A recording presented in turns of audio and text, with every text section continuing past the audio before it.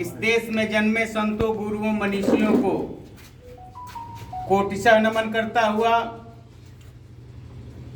आज शिक्षा के जनक महात्मा ज्योतिराव फूले जी के पुण्यतिथि पर उनको कोटि कोटि नमन करता हुआ आज के कार्यक्रम के आदरणीय अध्यक्ष बड़े भाई और जनता दल यूनाइटेड के चकिया प्रखंड के नवनिर्वाचित आदरणीय अध्यक्ष जी भाई लखन पटेल जी, बैद्यनाथ प्रसाद जी, सभी जाने अनजाने परम सम्मानित बंधुओं, एक साथी ने प्रश्न किया कि हम जिनके याद में इकट्ठे हुए हैं वे थे कौन। मैं आग्रह करूं आपसे कि महात्मा ज्योतिराव फूले महाराष्ट्र में जिनकी पैदाइश हुई थी, एक दौर था जब इस देश में इज्जत की रोटी, सम्मान की जिंदगी और संपूर्ण सुरक्षा, चाहे आदिवासी उराव चमार दुसा धोबी मुसर पासी कोयरी कार रोनियार कलवार नुनिया भींद बना कुर्मी कमकर हिरगणरी समाज के लोग, जिनको इस देश में पढ़ने लिखने की आजादी नहीं थी, लंबे अरसे के बाद सम्मान से अवसर इस देश में प्राप्त हुआ, तो उसकी पहली कड़ी का नाम है महात्मा ज्योतिराव फूले। 1 जनवरी 1948 में महात्मा ज्योतिराव फूले जी को ये लगा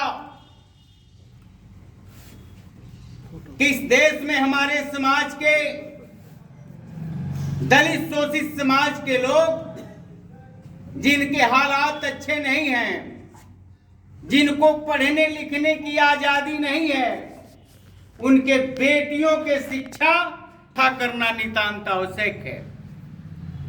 महात्मा ज्योतिराव फूले 1 जनवरी 1948 को अपने 2 मित्रों के सहयोग से महाराष्ट्र में पहली विद्यालय की स्थापना करते हैं, और वह विद्यालय, उस विद्यालय में तमाम अनुसूचित जात, जनजात, अत्यंत पिछड़ी जात और पिछड़ी जात के बालिकाओं को पढ़ने की व्यवस्था की जाती है। उस विद्यालय को चलाने के क्रम में महात्मा ज्योतिबा फूले जी को महसूस हुआ कि महिलाओं को पढ़ाने के लिए महिला शिक्षिका का होना नितांत आवश्यक है, और महात्मा ज्योतिराव फूले ने सावित्रीबाई फूले को पढ़ा लिखा के तैयार किया, जो उनकी पत्नी थी। तैयार करके विद्यालय का पठन पाठन शुरू करवाया। मैं निवेदन करूंगा आपसे कि मातो श्री सावित्रीबाई फूले जब विद्यालय पढ़ाने के लिए जाती थी तो सालों भर उनको बेत के छतरी का उपयोग करना पड़ता था। जानते हैं क्यों? बेत की छतरी जब वे चली छोटे वर्ग के लोगों के बच्चियों को पढ़ाने, तो उस समय तताई वर्ग के लोगों को ये बातें अच्छी नहीं लग रही थी, और वे लोग मातो श्री सावित्रीबाई फूले पर ईंट और पत्थर फेंका करते थे। चलने के क्रम में कीचड़ फेंक दिया जाता था उनके शरीर पर, और वस्त्र को धारण कर विद्यालय जाती। विद्यालय में पहुंचने के बाद उस वस्त्र को बदलती और विद्यालय में जो अपना वस्त्र करती थी उसको पहन के पठन पाठन का कार्य करवाती।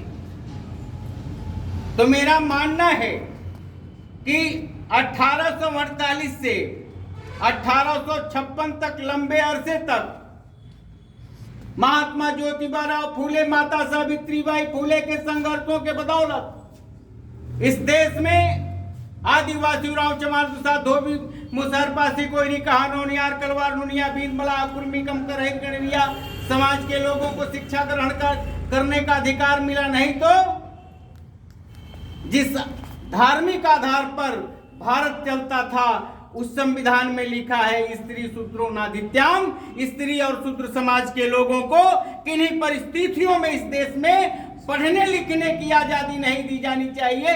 इस भ्रांति को तोड़ा था महात्मा ज्योतिराव फुले ने। मित्रों, उनके संघर्षों के बाद संघर्ष लंबा होता गया। मैं अल्प जानकारी का आदमी, लेकिन महात्मा ज्योतिराव फुले के प्रति जितनी कृतज्ञता व्यक्त किया जाए वह कम है। अपनी बातों को रखता हुआ आपने हमें अवसर दिया, इसके लिए आपके प्रति हृदय से आभार व्यक्त करता हूँ। बहुत बहुत धन्यवाद। भैया